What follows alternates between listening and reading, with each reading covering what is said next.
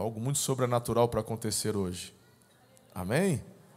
Eu quero orar contigo, pedir a gentileza de você abaixar sua cabeça, fechar seus olhos. E vamos conversar com o Pai. Santo Deus, nós te agradecemos por mais este domingo, mais esta oportunidade de cultuarmos o santo nome de Jesus. Pai, eu oro para que, pelo Teu Espírito, tenhamos compreensão clara daquilo que o Senhor tem a nos falar. Peço a ação poderosa dos Teus santos anjos aqui, dê ordens a eles, anjos de altas patentes, vindo, Senhor, vindo em favor do Teu povo. A Tua palavra nos ensina, são seres ministradores em favor do Teu povo. Repreendemos todo o mal, todo espírito de distração, toda a incredulidade vai caindo por terra agora. Senhor, talvez alguém chegou aqui com um coração aflito, por conta de compromissos, problemas, adversidades que estão passando e estão diante de uma semana que se inicia e precisam de um socorro do Senhor. Eu quero declarar, Pai, a ação sobrenatural, divina, do Teu trono sobre as vidas deles. Fale conosco. Esconda-me atrás da cruz de Jesus, não importa que Ele cresça, que eu diminua. Eu oro com toda a minha fé, em nome de Jesus. Amém. Glória a Deus.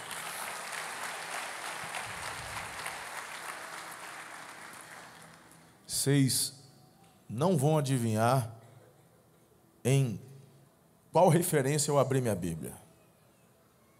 Abri minha Bíblia em João 20 e me deparei. Calma, eu não vou cantar. Mas João 20 é o tema da noite. Eu quero falar de um Jesus que nunca vai desistir de você. Essa mensagem mexe muito comigo. E eu quero que você, por favor, mantenha sua Bíblia aberta, se você a trouxe, ou no seu celular. E eu sei que algumas esposas e alguns filhos estão assim, contando os minutos para reencontrarem seus queridos. Mas me dê pelo menos 30 minutinhos da sua atenção. Porque esse tempo agora pode transformar a sua vida. Eles vão chegar em nome de Jesus. Nem estão aí ainda. Vão chegar. Então, como eles não chegaram, se conecte aqui. Mesmo que algumas crianças estejam conosco nessa última celebração, não ouça a voz das crianças, ouçam a minha voz. E aquilo que o Pai vai liberar sobre a tua vida. Diga para você agora, em alta voz, diga: Jesus não desiste de mim. Não é uma pergunta, é uma afirmação. Jesus, Ele não desiste de mim. E algo impressionante eu vou mostrar e provar para você nessa experiência extraordinária. E para ganharmos tempo, eu nem tenho como ficar lendo, porque eu quero falar o capítulo 20 inteiro. E também um pouquinho do capítulo 21. Então, mantenha a sua Bíblia aberta e vá acompanhando. Vá anotando. Começa o capítulo 20 nos trazendo a informação que Maria Madalena, ela vai até o túmulo. E quando ela chega lá, a pedra estava removida. Bem, talvez a maioria saibam, mas alguns, quem sabe, não. Não é como nos dias de hoje. Naquela época, ainda mais os ricos, e Jesus foi sepultado num túmulo de pessoas ricas. Era um túmulo novo. É uma rocha-mãe que fazia-se uma escavação e uma abertura não muito alta para poder entrarmos dentro do sepulcro. Hoje, quando você vai a Israel para visitar em Jerusalém, você tem que abaixar. Alguns conseguem entrar em pé, mas a maioria baixa. E a escavação nessa rocha-mãe, ali o lugar onde o corpo era colocado. E para fechar, uma pedra grande, onde uma pessoa sozinha não conseguia fazer a remoção? 2, 3 pessoas pelo menos. Quando a Maria Madalena chega, a pedra está removida e o túmulo está vazio. Ela se desespera e o que ela faz? Corre até Pedro e João, provavelmente onde eles estavam ali reunidos no cenáculo. E essa mulher está desesperada. E qual que é a afirmação da Maria?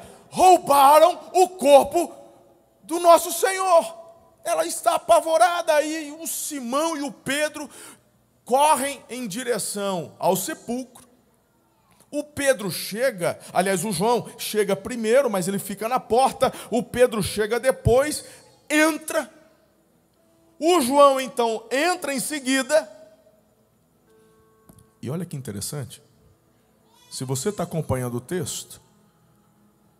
texto diz assim: assim que entraram e viram um túmulo vazio, creram. Pastor Thomas, todo mundo fala mal do Tomé, mas ninguém critica o Pedro. Todo mundo fala mal do Tomé, mas ninguém critica o João, porque eles creram depois que viram o túmulo vazio. E assim que viram, chegaram a esta conclusão: ninguém levou o corpo dele, o mestre ressuscitou. E eles então retornam. Agora, dá para você imaginar?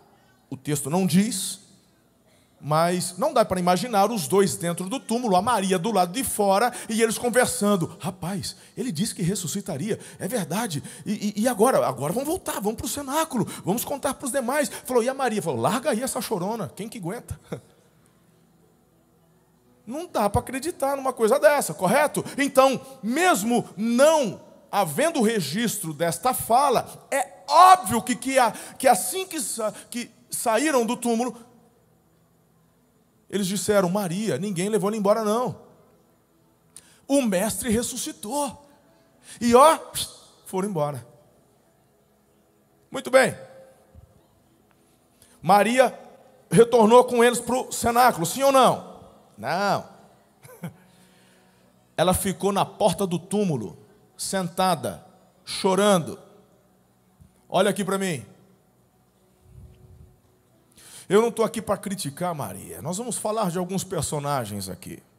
Aliás, farei o destaque só de 3. Da Maria, do Pedro e do Tomé. Cada um na sua ordem. Primeira Maria.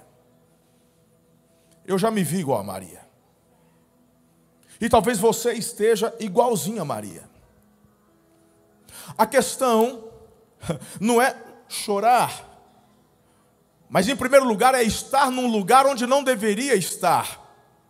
É estar num lugar onde não foi chamada para estar. É estar num lugar achando que está fazendo a coisa certa, mas não houve orientação do céu para estar naquele lugar. A orientação de Jesus era: aguardem, estejam reunidos, orem. E eles estavam lá. Jesus não mandou contratar carpideiras, como o costume da época, para prantearem, não é, a sua morte. Jesus não pediu isso. Ele disse, aguardem até que do alto sejam revestidos de poder. Eu vou, mas eu ressuscito. Eu irei, mas eu retornarei. Se faz necessário que eu morra, que eu padeça, que eu entregue a minha vida, eu vou lá no inferno, vou tomar a chave da morte da mão do cão, e eu estou voltando. O problema é que muitas vezes estamos igual a Maria, no lugar errado, mas achando que estamos fazendo a coisa certa. E qual foi a motivação da Maria? A tristeza da morte de Jesus? Obviamente que não. Era uma supervalorização da dor dela, não da dor do Senhor. Maria chora porque, se você não se lembra, ela foi a pessoa de quem Jesus tirou quantos demônios? 7 demônios. Imagine você tendo uma vida atormentada por demônios. Não 1, não 2, 7. E essa mulher, quando tem um encontro com Cristo, ela é liberta. E ela tem uma gratidão enorme na vida dela. Uau, que incrível! Eu encontrei o caminho, eu encontrei a verdade, eu encontrei a vida. Só que você começa a celebrar tanto algumas coisas que perde a orientação da missão. É o que muitas vezes olho para a igreja e percebo. Você vem para um culto, você levanta suas mãos, você celebra, você adora, mas você esquece que é chamado para ser igreja, principalmente na tua segunda, na tua terça, na tua quarta, na tua quinta, na tua sexta e no teu sábado. Porque até no dia do futebol, tu é chamado para ser igreja lá. Mas quando você está focado só na tua necessidade, só na tua dor, e aí você sente falta, e agora? Quem poderá me defender? Jesus morreu, eu vim chorar as pitangas, e agora ainda roubaram o corpo dele. Ela fica ali chorando na porta do sepulcro. Querendo ver quem? Jesus. Repito, não estou criticando a Maria não, já me vi muitas vezes assim. Ajoelhado no escritório, chorando, não por conta da presença manifesta de Deus, mas sentindo pena de mim mesmo. Porque estão falando mal de mim, estão mentindo, estão não sei o quê, estão me abandonando, estão me traindo, meu irmão, pensa numa Maria aqui, quantas vezes? E tem gente aqui igualzinho a ela, hoje, fazendo a mesma coisa. Agora eu vou te provar uma coisa, se você acha que eu estou exagerando, acompanhe o texto. Acompanhe o texto. Imagine você, ela sentada na porta do sepulcro e olhando para dentro. Sabe aquela hora que a lágrima seca? Mas você quer chorar, né? Você quer chorar. Eu me lembro quando um adolescente, tomei um fora de uma namorada linda. Tinha o cabelo enrolado, óculos, fundo de garrafa. Acho que o nome dela era Ana Cristina, eu acho. E um dia, essa adolescente me deu um fora. E eu fiquei lá, todo deprê, no meu quarto. E eu não queria conversar com ninguém.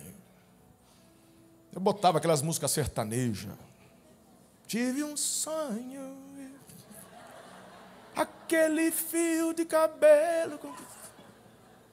Aí quando alguém me chamava para alguma, eu não queria, porque eu queria curtir fossa. Aquela bonitinha de aparelho nos dentes, cabelinho enrolado, não queria nada comigo. É a Maria Madalena na porta do sepulcro. A hora que a lágrima secava, ela olhava para dentro para ver o túmulo vazio, para voltar a chorar. Numa dessas olhadelas, quem que ela enxerga dentro do túmulo? Quem? 2 anjos. Por falta de um, tinha 2. Quem aqui é crente do fogo? Eita glória! Quem aqui, já participou daquelas vigílias da madrugada? Eita glória! Quantos daqueles assim, ó? Quem no meio de um jejum, você acordou de madrugada, foi lá para a sala, foi para a tua torre de oração e começou a orar, e aquele fogo. Quantos aqui no meio de uma oração, de um fervor, Deus falou assim para Deus: Deus, deixa eu ver um anjo. Quantos já pediu para ver anjo? Amém, eu também. Eu não sei se você já viu, eu ainda não, mas eu vou ver. Uma vez eu estava numa dessa de madrugada e falei assim: Senhor, só a pena, pode ser só a pena da ponta da asa. Aí a porta mexeu, eu falei, mas não era nada. Por falta de um, ela viu 2. E você lembra do detalhe, não tem porta secreta não, irmão. É uma rocha-mãe. Ela está na porta do sepulcro. Ela não saiu e voltou, ela está ali. Olho não tem nada, eu olho não tem nada, eu olho não tem nada, eu olho tem 2 anjos. Os anjos fazem uma pergunta para ela: por que você está chorando? Ó, sem noção da Maria. É porque levaram o corpo do meu Senhor e eu não sei onde colocaram. Falou: pera lá, que remédio você tomou, Maria? Porque assim, você não viu ninguém entrar. Eu fico embasbacado, gente. Ela vê 2 anjos e não se dá conta do que está acontecendo. Olha para mim, presta atenção. Quando você fica igual a Maria, mais focado na sua perda, na sua dor, coisas sobrenaturais vão acontecer ao seu redor, mas você não vai perceber. Enxuga essa lágrima.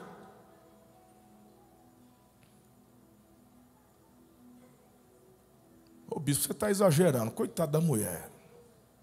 Afinal de contas, eram 7 demônios. Ah, é? Estou exagerando?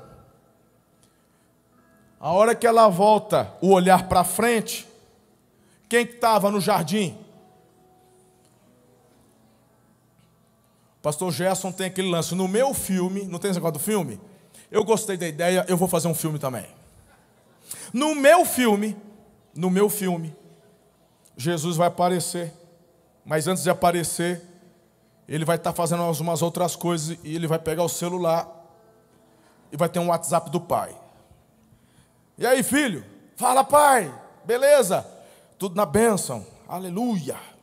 Ó, tinha 2 fugindo lá para Emaús, já catei de volta, retornaram. Oh, glória a mim. Aí, amém. E tal, aquela coisa. E aí, falou, não, já estão preparando, vou dar um pulo lá no cenáculo para ver a turma. Falou, ó, dá uma passadinha lá no túmulo. Mas por quê? Está vazio. Não, a Maria está lá. Falou, mas a Maria está fazendo o que lá? Falou, pois é. Já mandei o Pedro, já mandei o João, mandei Miguel e o outro da patente alta. Nada. Falei, pai, já entendi. Aí Jesus aparece no jardim, a Maria olha para Jesus. Está com a Bíblia aberta, né, irmã? Eu estou com a minha aqui também. Pra você não achar que eu estou inventando. Eu estou parafraseando. Essa parte do WhatsApp é mentira, não tem, tá bom? Isso é só no meu filme. Mas o restante está aqui. Olha o texto. O texto está escrito assim: achando que fosse o jardineiro, pensando que fosse o jardineiro, perguntou: se você sabe onde colocaram o corpo dele, fala para mim.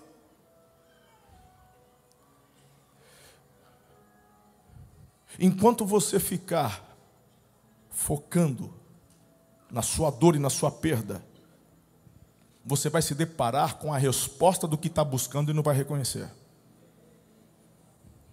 Ela chorava por causa de Jesus, é Jesus quem aparece na frente dela, e ela não reconhece Jesus. Ela achou que fosse o jardineiro.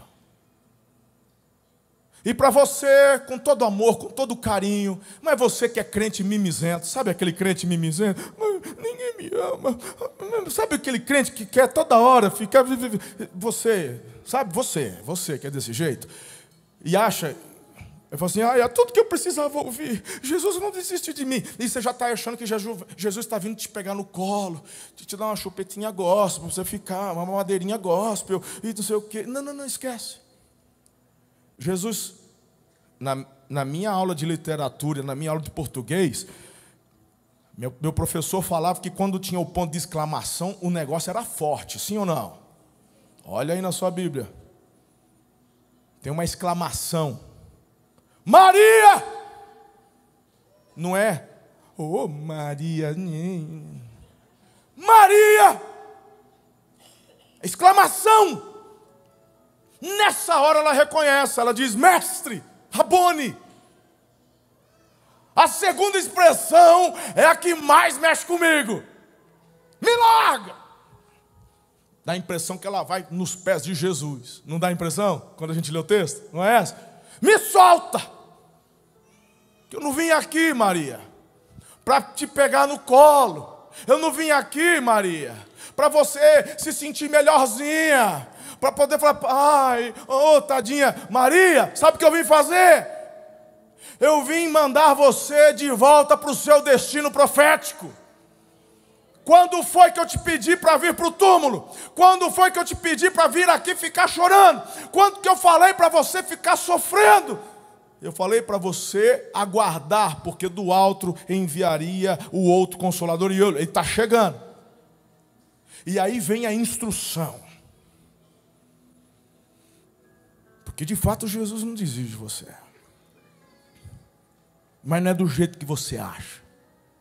É sempre com uma palavra forte, é sempre com uma palavra de orientação, é sempre com uma palavra de comando. E o comando foi, vá! Para onde? De onde você não deveria ter saído. Que é para junto com os teus irmãos. Essa é para você, que não precisa de estar em igreja. Isso é para você que não precisa de ir para o culto. Essa é para você, que você busca Deus em qualquer lugar. E é verdade, não estou discordando.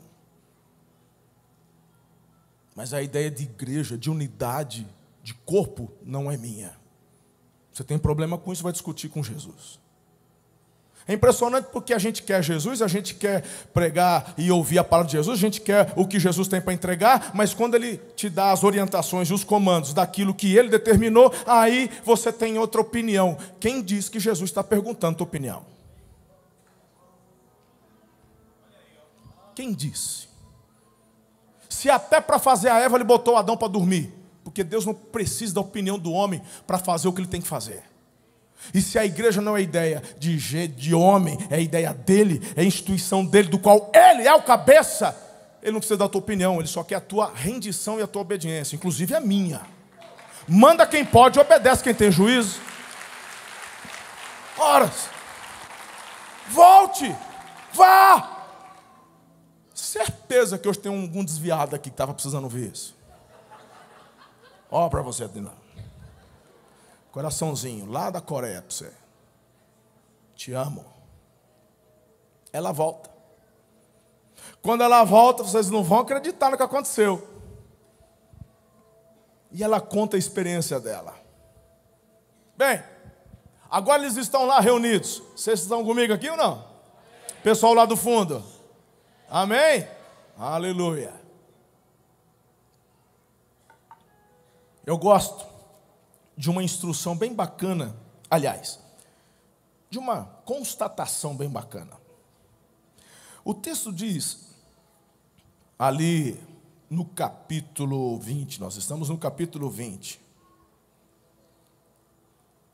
O texto fala que, no verso 19, ao cair da tarde daquele primeiro dia da semana, estando os discípulos reunidos a portas trancadas por medo dos judeus, Jesus entrou. Estavam como? Estavam como? Como? Porta trancada. E por que a porta estava trancada? Medo. Medo do quê? De morrer. Estão trancados porque estavam com medo de morrer. Sim ou não? Jesus entra e diz: Shalom, Shalom, Pai seja convosco. Aí Jesus manda essa, Silvia: assim como o Pai me enviou, eu envio vós também. Duvido que alguém tenha dito alguma coisa, mas por dentro, se eu tivesse lá, falava: aqui que eu vou. Vou nada. Se eu estou aqui dentro trancado, que eu estou com medo, o Pai enviou, vai me enviar para fora. Que negócio é esse? O mais interessante é o que acontece. Batistão fica numa crise, rapaz, diante de uns versículos desse. Os teólogos batem assim: rapaz, deve ter alguém. Não, isso aqui foi algum erro na hora da tradução. Soprou sobre eles o Espírito Santo. Por que isso? Jesus nunca vai te dar uma orientação e um comando sem antes te preparar para isso. O problema é que queremos realizar, fazer, construir, ganhar, crescer na força do braço. Não é assim. Na tua empresa, no teu trabalho, no teu casamento, na sua igreja, rompemos na força, no poder e na dependência do Espírito Santo. Essa experiência que Jesus libera sobre os seus discípulos tem a ver com o comando que ele havia dado. Porque não foi a descida permanente do Espírito, foi uma experiência. Porque é assim que, da mesma forma que Jesus apareceu do nada, ele também desapareceu e o Espírito também foi. Mas uma pergunta eu faço: naquele momento, haviam recebido ou não o Espírito Santo? Sim, porque a Bíblia diz que sim. Quem é que chega com as duas mãos cheias de sacola, com pão, com mortadela e leite para o café da tarde? Esse também está só no meu filme. Tomé. Ele tinha ido lá na padaria comprar pão para o lanchinho da tarde. Quando ele chega, cheguei, tal, aquela coisa. A galera assim, daquele jeito, você não vai acreditar. Falando o quê? Jesus estava aqui.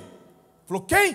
Jesus. Ele já tinha ouvido a história da Maria, ele já tinha ouvido não sei o quê. Aí fala, todo mundo aqui foi chamado por Jesus, só eu que fui assoviado. E ele resolve aparecer, o mestre, que sabe de todas as coisas, justo na hora que eu não estava, que eu fui comprar pão para a galera, ele resolve vir. Deixa eu te falar uma coisa, eu só vou acreditar se eu ouvir. E ainda vou ter que tocar na ferida da mão, e eu vou tocar. A galera ficou, nossa, pegou ar. O menino ficou nervoso. Passou um dia, passaram 2 dias, 3, uma semana depois. Do mesmo jeito. Quem que apareceu? Jesus. Aleluia. Jesus aparece. Eu não sei vocês, mas no meu filme vai ficar aquele climão, a galera tudo um cutucando o outro e apontando para o Tomé. Rapaz, e agora? Brasileiro não gosta de confrontação.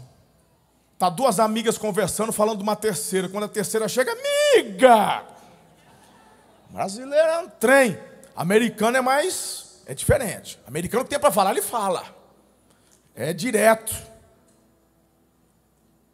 Se você fosse Jesus, na perspectiva da nossa cultura, aparecendo uma semana depois, sabendo de tudo que o Tomé tinha dito, ele ia fazer um Gary, primeiro conversar, fala Pedrão, hi-fi, e aí, como é que tá? Parou de chorar, Maria? Glória a mim, que show, aquela coisa, tal, e não sei o quê. E aí, da hora que a galera, o clima, aí ele disfarçava, chegava no Tomé. Não é assim que a gente faz? Jesus aparece, do Neida, ele aparece, toca, hein? Isso é o que a gente lê, e essa é a interpretação do que a gente ouve dos pastores pregando, sim ou não? Posso te dar a versão que eu senti do Espírito de como isso aconteceu? Posso? A versão do que eu vou entregar tem algo que Deus falou comigo quando eu olho para a vida e para o ministério de Jesus. E para tudo que eu conheço acerca do caráter de Jesus, revelado pelo Espírito de Deus, a igreja. O que eu entendo que de fato aconteceu naquele momento, quando ele entra no cenáculo, da mesma forma, as portas trancadas, eu acredito sim que o Tomé gelou. Eu acredito que todos olharam para o Tomé, mas o que eu sinto do Espírito é que Jesus vem até ele e diz algo do tipo: você disse que só iria crer se você me visse? Pois eu quero te dizer uma coisa, filho. Quando eu te chamei, eu não escolhi você por conta da cor dos teus olhos. Eu não escolhi você por conta que você era alguém rico, abastado. Tampouco pelos teus talentos. Eu escolhi você porque o Espírito do meu Pai me revelou a teu respeito.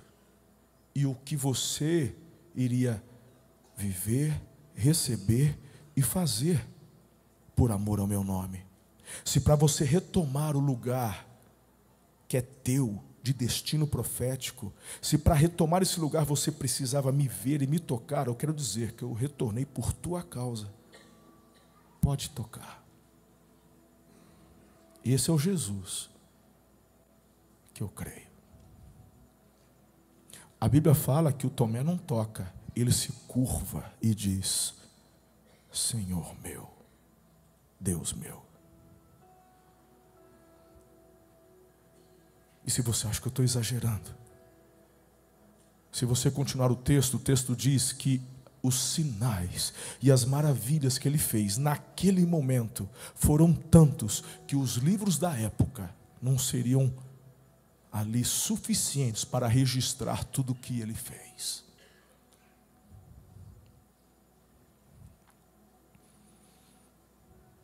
Como eu disse na introdução, todos falam do Tomé, mas não falam do Pedro que não creu. Porque ele havia dito que morreria, mas que ressuscitaria. E que quando aconteceu a morte, todos ficaram atônitos. Mas vamos falar mal do Tomé. Vamos falar que o Tomé não cria, não tinha fé. Vamos deixar o Tomé de lado como se fosse alguém assim. Sabe por que você está aqui hoje? Você que talvez já tenha falado mal da igreja, falado mal de pastor, já tenha falado mal de tanta coisa.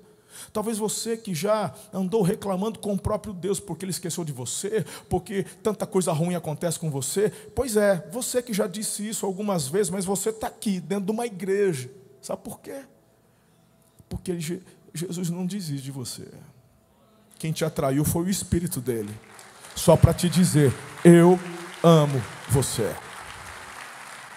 Eu amo você. Eu não amo você pelo que você fez. Eu não amo você pelo que você faz. Eu não amo você pelo que você vai fazer para mim. Eu amo você porque eu escolhi amar você. Simples assim.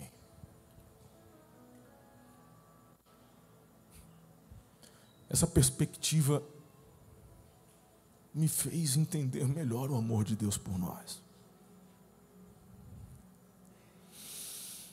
Se você for à Catedral de Milão, não deixe de ver uma obra de arte.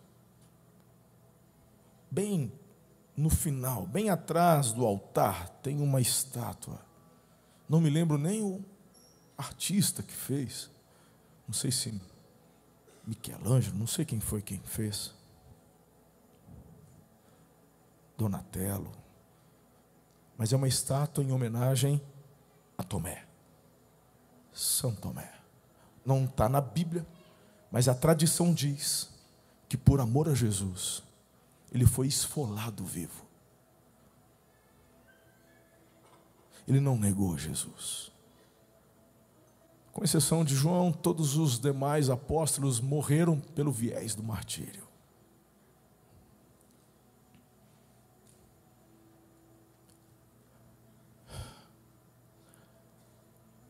O diabo é tão astuto que ele fica jogando na sua mente que você não merece o amor de Deus. Porque você já fez tanta coisa errada, você já fez tanto, você não sei o quê, você... Essa é a voz do acusador, não é a voz do Espírito Santo. A voz do acusador vem justamente para te deixar para baixo. Mas a voz do Espírito de Deus traz conforto, consolo. Jesus falou: enviarei o outro consolador, não o acusador.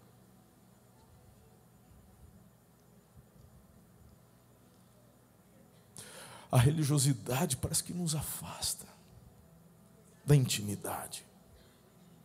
A religiosidade quer trazer ritos, quer trazer, sabe, uma lista do que pode ou não pode. Parece que a igreja de Jesus se resumiu a isso. A pode e não pode. Ridículo. Quando você olha e lê a Bíblia de capa a capa, o resumo é amor.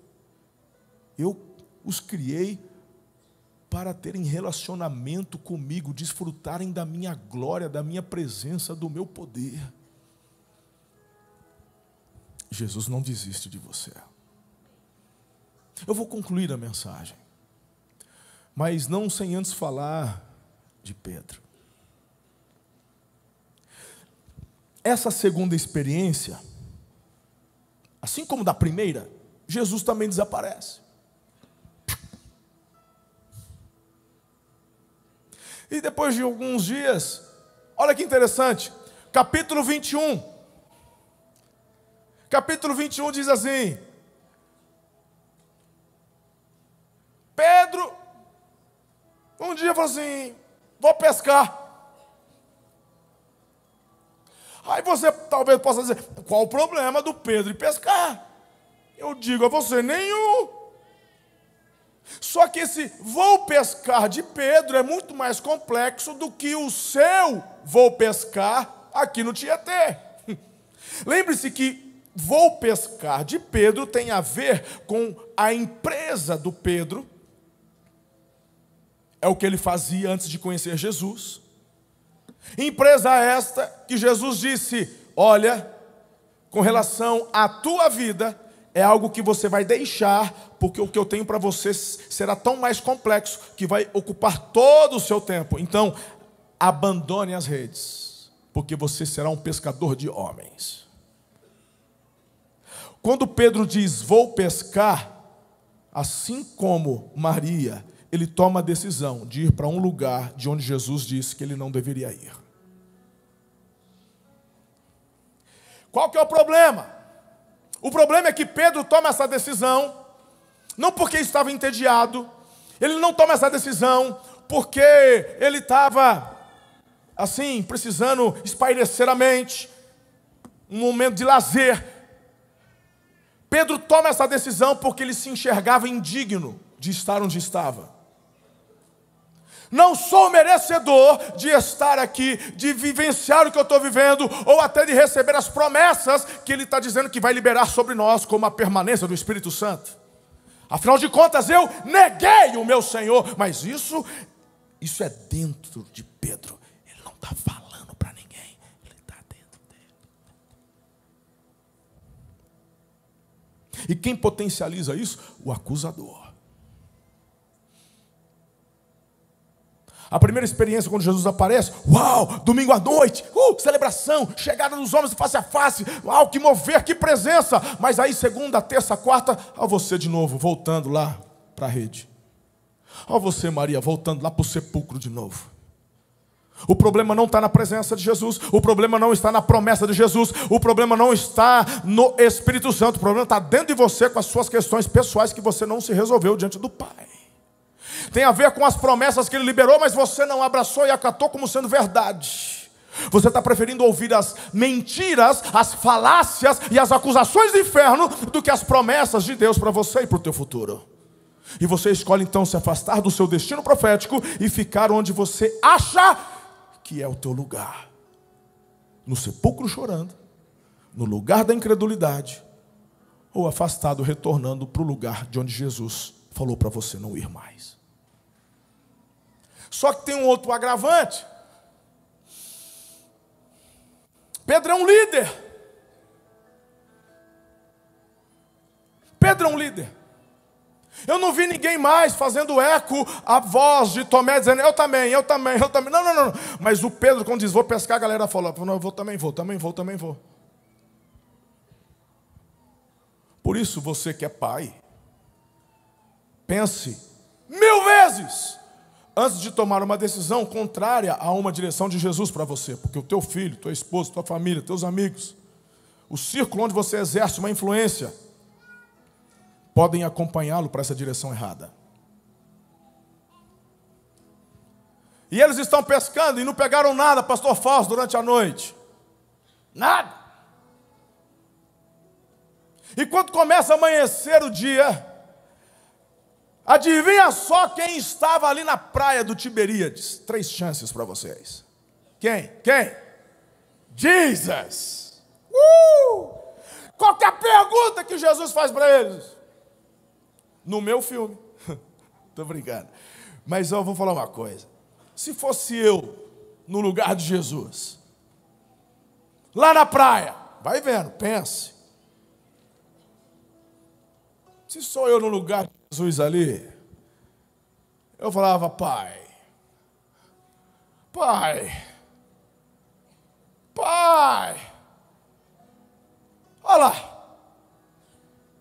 olha, eu fui lá no jardim, me deram um trabalhão, 3 anos, fui lá, soprei o Espírito Santo, foi um reteté, foi um mover, o Tomé, voltei uma semana depois, foi um mover, todo mundo teve, olha, milagre. Era só esperar, pai. Onde esses mal acabados estão?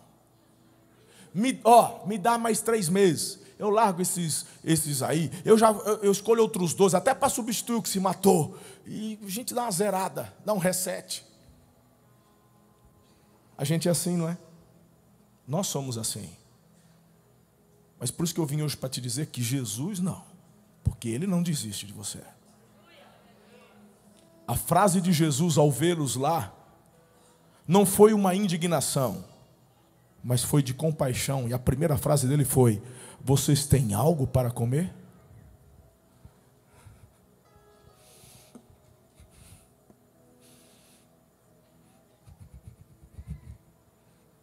Que voz que você está ouvindo, está achando que é de Jesus? Essa voz que quando você ouve a acusação te deixa para baixo. Essa voz que quando você ouve no teu interior te deixa deprimido. Você acha que essa voz é de Jesus? Vocês têm alguma coisa para comer? Resposta: não. Então Jesus apresenta, sabe o quê? Uma solução. Lancem as redes. Eles lançam as redes e pegam 153 grandes peixes. O texto fala que, assim, parece que foi um milagre as redes não se romperem. O contraponto da primeira pesca maravilhosa foi que eram muitos peixes, mas estes eram grandes peixes. Quando eles chegam na praia, e é interessante que, quando a rede se enche de peixes, a célebre frase: é o Senhor. Nessa hora, o Pedro se joga na água. Quem? Pedro.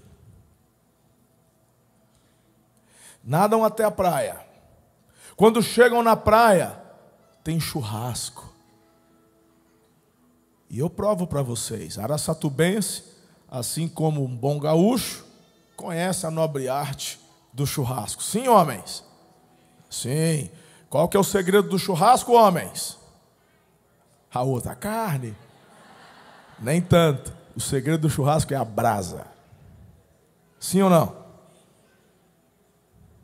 Brasa. E o texto está escrito o quê? Que tinha peixe sobre brasas e um pouco de pão. E Jesus diz: venham, sentam, comam, comam.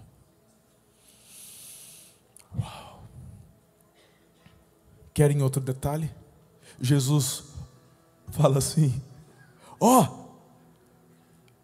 vai lá, peguem alguns peixes que vocês pescaram e tragam aqui para a gente comer. Vocês pescaram, Ele fez o milagre, o poder foi dele, mas Jesus é assim. Jesus não tem problema em honrar aqueles que o honram. Nós, seres humanos, temos este problema por causa do orgulho em nós. Mas não existe orgulho no Senhor. Só o desejo de fazê-los crescerem, avançarem. Ele quer promover vocês. A igreja é dele, do qual ele é o cabeça.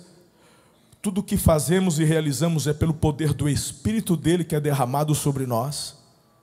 E mesmo assim, ele fala: que incrível, parabéns. Traga alguns peixes para que comamos.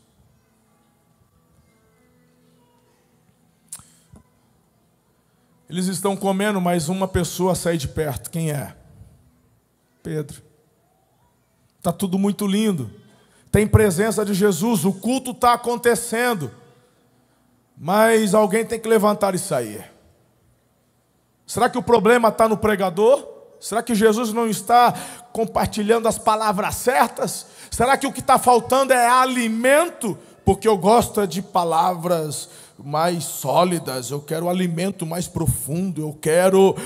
Tem gente que sai da igreja com essa, né? Eu preciso de profundidade.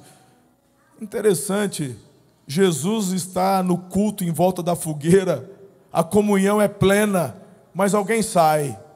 E quem sai é o Pedro. E não é por culpa de Jesus, nem por culpa dos irmãos. É por conta do que está dentro dele.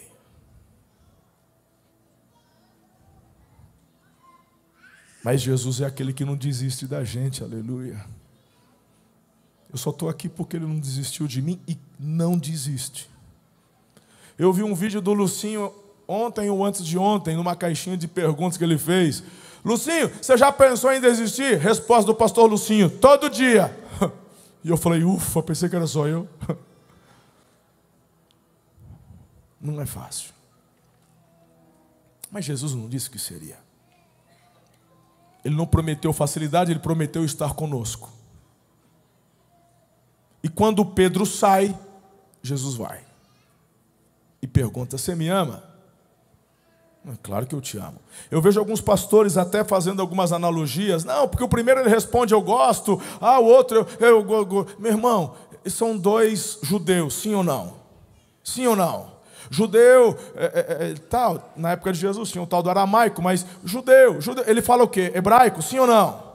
No judaico, irmão, amor é ahava. Acabou. Jesus perguntou, você me ama? Não estão conversando em grego. São dois judeus, conversando em hebraico.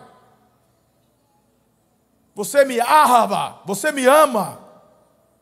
Eu te amo. Segunda vez, você me ama. Eu te amo. Jesus pergunta a terceira vez. Você me ama? Grupo de louvor, pode entrar.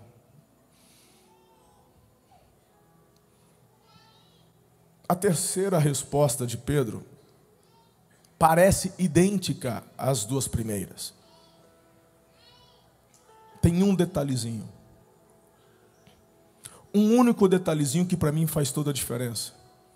E novamente eu peço uma permissão poética para trazer a você o que se passava no interior do Pedro quando ele responde pela terceira vez. Só por causa desse detalhezinho que eu vou te falar. É como se, ao responder pela terceira vez, Pedro dissesse, ah, Senhor, eu já estou entendendo. Ah, entendi. Te neguei 3 vezes. E agora você está me perguntando 3 vezes. Entendi. Tudo bem. Jesus, Interessante, né? Tudo começou aqui no Tiberíades. Eu já ouvia falar do Senhor, mas quando o vi pessoalmente, incrível, naquele dia mesmo eu não vi nenhum milagre assim, mas em comparação com os outros. Mas quando o Senhor me diz, deixe as redes e me siga, eu não pensei 2 vezes. E Jesus, eu vou te dizer algo, foram os anos mais incríveis da minha vida.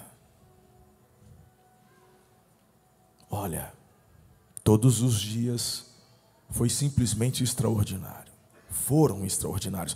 Mas aquela do Lázaro, uau!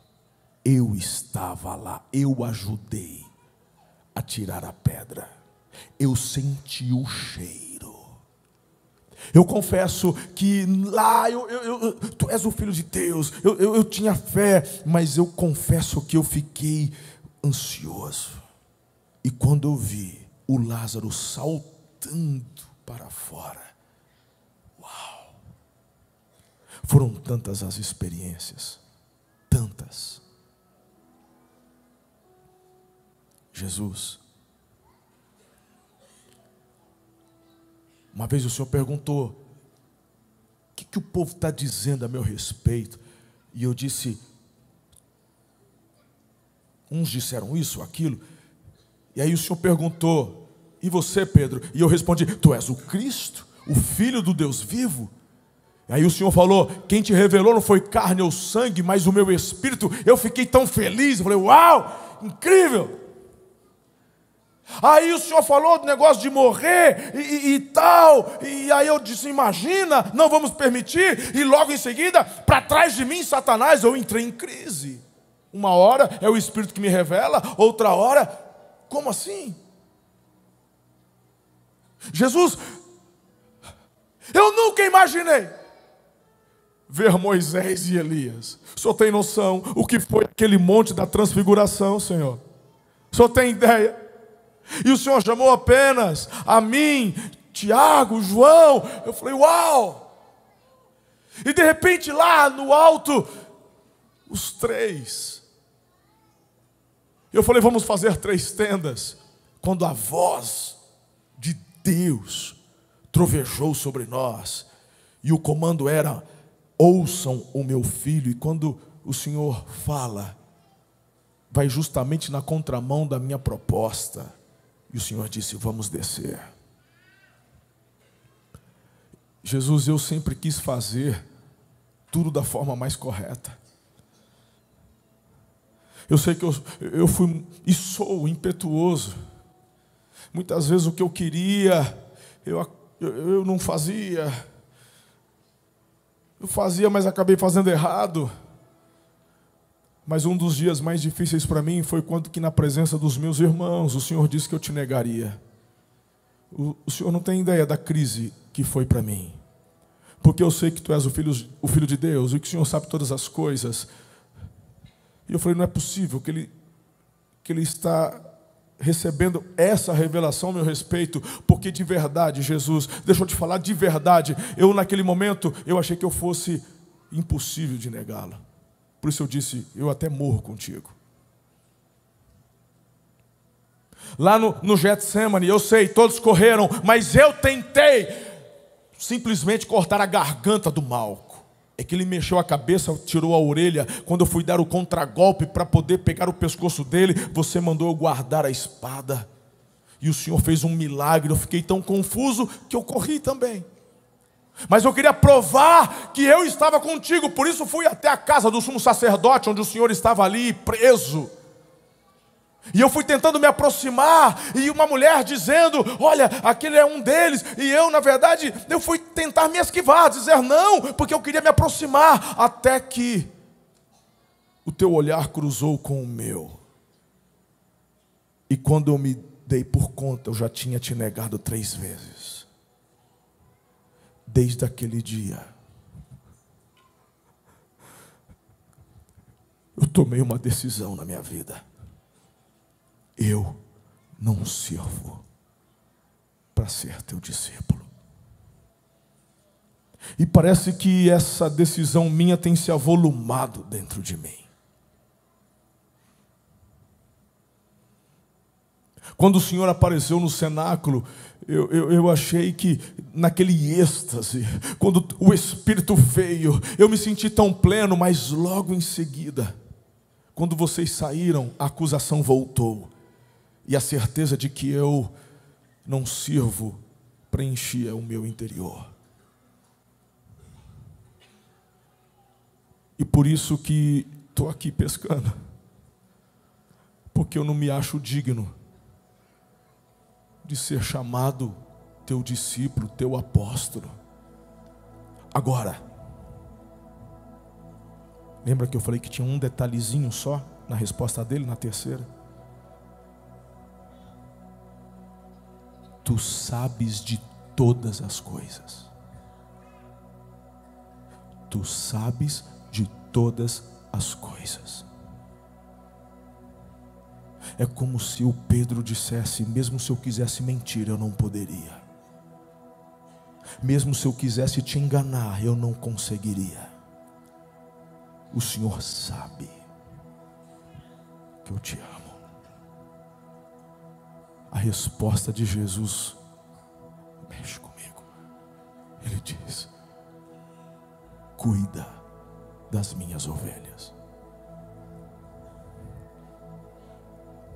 Por isso que o nome dessa igreja é Amor e Cuidado. É inspirado na experiência de Pedro e Jesus no capítulo 21. O que vai fazer você cuidar da tua esposa não é o teu amor por ela, é o teu amor por Jesus. Quando você ama Jesus, você recebe dele. Cuida da tua esposa. Quando você, marido, fala que está desistindo do casamento, quando você, esposa, diz que está desistindo daquilo que Jesus mandou você fazer, deixa eu te falar uma coisa, o que está faltando não é comprometimento, o que está faltando é amor a Jesus. Redirecione o teu amor a Jesus. Quanto mais você amar a Jesus, mais capacitação do alto para amar e cuidar de quem está ao seu redor. E nesse momento, Pedro é restaurado.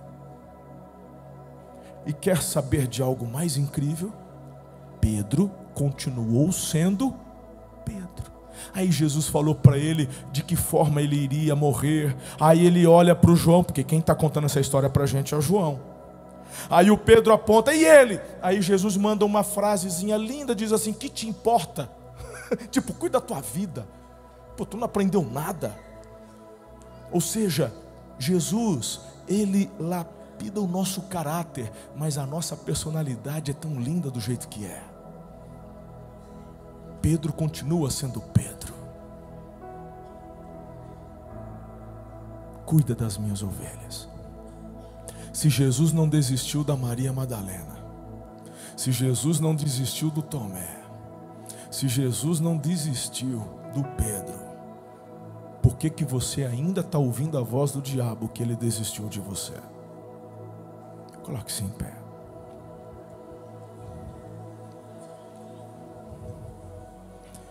Nesse espírito de reverência, eu quero te fazer um convite.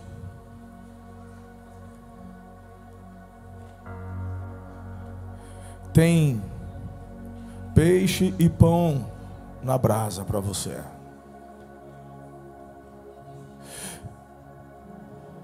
Tem algo para vocês comerem. Mas vocês precisam vir até o lugar onde Jesus está te oferecendo. Quando às vezes pedimos, saia do seu lugar e venha, não é a questão do movimento que o leva à salvação, mas a disposição do teu coração de se mover na direção que Jesus aponta. Eu quero convidar você para o altar, porque você não veio aqui por acaso. Jesus está restaurando o teu casamento, restaurando tua saúde, restaurando tua vida financeira. Jesus está restaurando suas partes quebradas. Jesus está restaurando você, a família do Senhor. E muitos aqui, quem sabe pela primeira vez, eu estou te fazendo esse apelo: entrega a tua vida a Jesus. Há pessoas que nunca fizeram isso. Eu não vou pedir para você levantar a mão. Você já saia do lugar e venha para frente, como muitos já estão aqui. Eu vou te dar alguns instantes, alguns minutos, mas para você que está ouvindo aquela acusação, essa voz de acusação acaba hoje. Mas você tem que vir aqui no braseiro, pegar peixe e pão e alimentar-se daquilo que Jesus está oferecendo para você. Enquanto cantamos, sai do seu lugar, vem aqui, eu quero orar por você. Entrega a tua vida a Jesus, reconcilie-se com Jesus, porque Ele não vai desistir. Enquanto você não se render, Ele não vai desistir, porque Ele te ama demais. Eu estou esperando você, vem para o altar. Aleluia. Lá no fundo, você que está aí no fundo, vem para cá.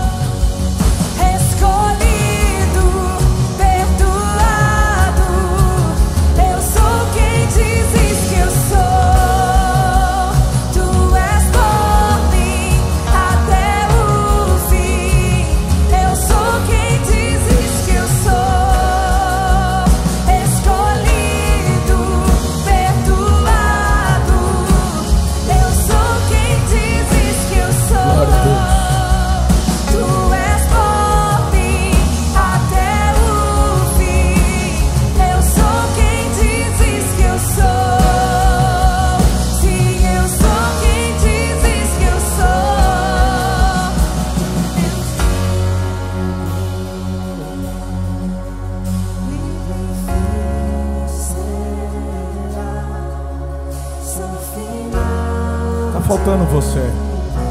Quem me conhece sabe que eu não sou de insistir muito nos apelos. Eu não falo isso como mérito, porque eu vejo Na parábola, Jesus falando da importância de você insistir. Venham, eu quero minha casa cheia. Tenho até uma mensagem, mas que vou pregar um outro dia sobre isso. Mas eu sinto no meu espírito que eu devo insistir um pouco mais. Eu sinto no meu espírito que eu preciso insistir um pouco mais, porque está faltando você. O apelo é simples. Jesus não vai desistir. Não desistiu e não vai desistir de você. Entrega a tua vida a Ele. Reconcilie-se com Ele. Para de chorar. Para de sentir-se indigno, indigna. Você é filho amado, filha amada. Amém. Deus abençoe. Pode vir. Eu só quero orar por você. Você vem, eu vou orar e vocês retornarão aos lugares para encerrarmos com a entrada dos homens. Amém. Glória a Jesus. Pode vir. Amém. É isso. É um momento seu com o Senhor. Só amém. Eu sei que está queimando, está ardendo aí dentro. É uma experiência sua com Jesus. Tem gente lá no fundo. Tem gente lá no fundo. Venha.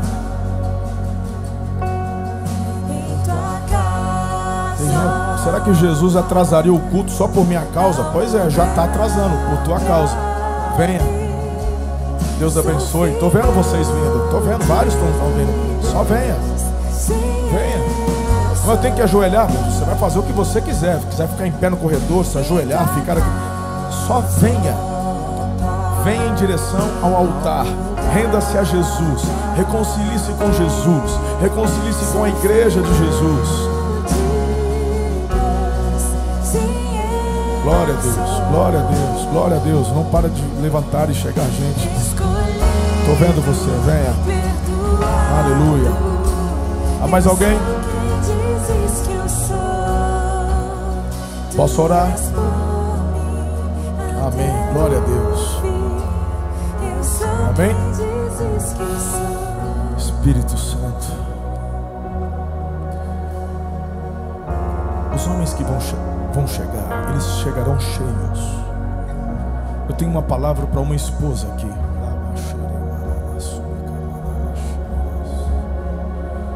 Esses homens chegarão aqui plenos. O ônibus acabou de chegar. E quando o ônibus atrasa, como atrasou hoje, não é porque teve problema, são ônibus novos. Não é porque teve trânsito, porque não tem. Quando estes ônibus atrasam na chegada do face a face, é porque o último evento foi forte. Se você não fez, você vai ter que fazer para saber o que é que acontece no último evento. Mas eu posso te afirmar uma coisa: eles estarão entrando aqui cheios do Espírito Santo. Eu disse que tinha uma palavra para uma esposa de um homem que está chegando. É melhor você se encher hoje, porque senão você não vai conseguir lidar com a unção que vai chegar na tua casa. Eu quero orar por você, esposa. É um passo de fé. Eu estou te chamando, esposa, para você vir aqui clamando: Senhor, eu quero do que o Senhor está me oferecendo nesse braseiro. Eu quero desse pão, eu quero desse peixe, eu quero dessa comida espiritual. Meu marido vai chegar cheio e eu quero estar preparada para fluir com ele naquilo que o Senhor quer fazer no meu casamento, na minha família, na minha casa. Amém. Amém.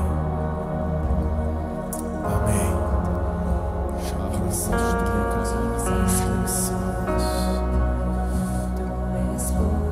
Amém. Aleluia. Aleluia. Eu vou orar. Eu vou orar. Senhor, em nome de Jesus, Eu quero nesse momento orar por aqueles que vieram à frente, tomando a decisão de renderem-se a Jesus. Somos testemunhas, Pai, da decisão pública deles ao lado de Cristo. Escreve o nome deles no livro da vida, sele-os com teu Santo Espírito. Outros, ó Deus, que estão se reconciliando, outros ainda que sentiam-se distantes e com acusação por conta de erros do passado, e o inimigo mantendo-os distante com estas acusações. Mas hoje há restauração, hoje há bálsamo, hoje há uma palavra de amor de Jesus na direção deles. Eles estão aqui também na frente, rendidos, quebrantados. Há um óleo fresco sendo derramado sobre a tua cabeça agora, aleluia. Obrigado, Senhor. Obrigado por essas decisões, por estas escolhas. E eu quero declarar o teu favor, teu renovo, teu ânimo, um novo tempo sobre estas vidas. E termino, Senhor, esse momento orando por estas esposas que receberão seus maridos. Essas mulheres, ó Deus, que inclusive vieram aqui à frente agora, estão aqui com mãos levantadas dizendo: toca-me, toca-me, Senhor, com essa unção. Eu quero declarar em nome de Jesus que sobre a tua vida venha a manifestação do Espírito Santo, o poder do Espírito Santo, os dons do Espírito Santo, o favor do alto sobre a tua vida agora. Em nome de Jesus de Nazaré, seja batizada com o Espírito Santo, seja renovada. A você que já vivia na presença de Deus, que o Senhor te toque, te presenteie com dons novos. Em nome de Jesus, que ao reencontrar o seu esposo nessa noite, haja uma junção de poder. Que vocês, ao retornarem para casa, sintam o ambiente da sua casa diferente, porque o Senhor já deu ordem aos santos anjos dele a irem primeiro. Repreendemos todo mal, repreendemos todo levante contra o teu casamento, contra a tua família, e declaramos um novo tempo, uma nova história. Seus melhores dias, meses e anos no teu casamento. Eu olho para o teu futuro e vejo algo lindo. Jesus está lá, porque você ouviu dele que não vai desistir e não desistirá jamais. Que o Senhor te abençoe, que o Senhor te guarde e que o Senhor prospere os teus caminhos. Eu assim declaro, profetizo em nome de Jesus. Quem crê e recebe, diga amém. Aleluia. Está ligado na terra, está ligado no céu, em nome de Jesus. Receba em nome de Jesus, em nome de Jesus.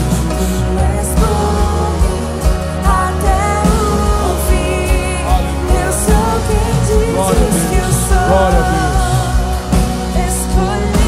Glória a Deus. Perdoado, eu sou quem dizes que eu sou. Tu és por mim até o fim. Eu sou quem dizes que eu sou. E eu sou quem dizes que eu sou. Sim, eu sou quem dizes que eu sou.